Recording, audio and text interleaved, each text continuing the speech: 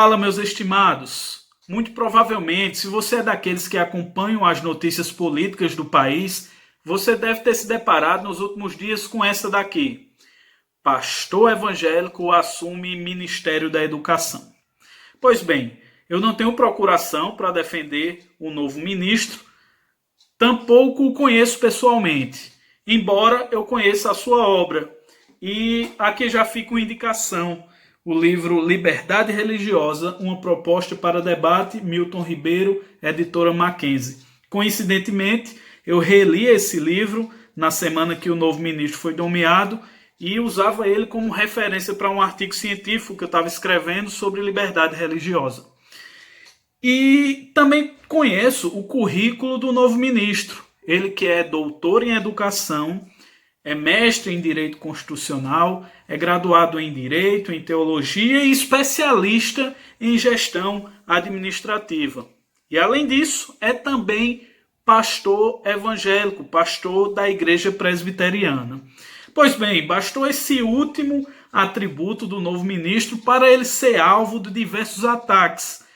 Setores da sociedade, incluindo políticos, artistas, entre outros, passaram a descredibilizá-lo, a atacá-lo com base na sua crença, na sua fé cristã.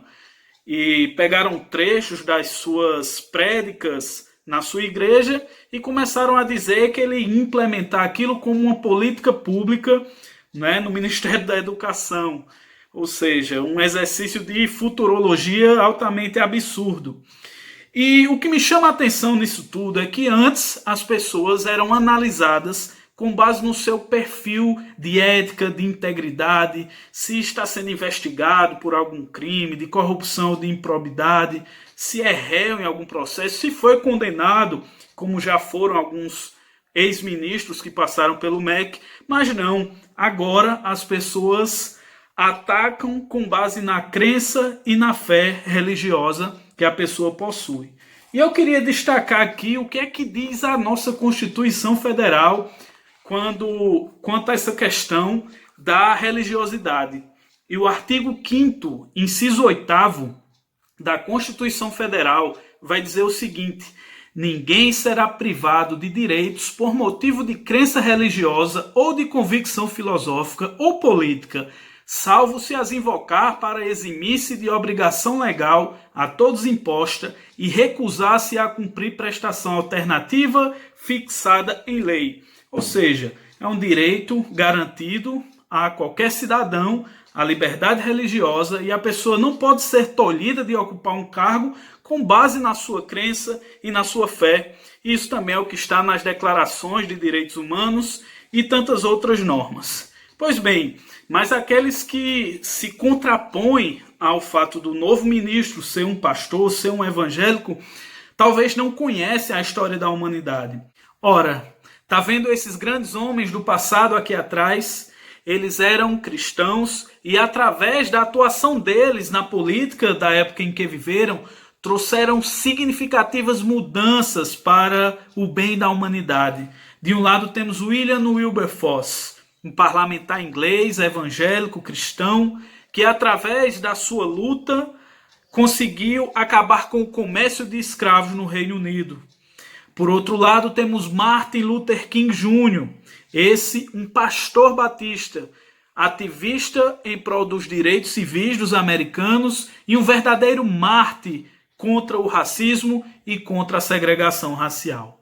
Agora imagine se essas pessoas, por serem cristãs, não pudessem ter atuado na política. É um verdadeiro absurdo pensar nisso nos dias de hoje. Muitos afirmam que estão preocupados com o Estado laico e por isso acham um grande absurdo haver um pastor no Ministério da Educação.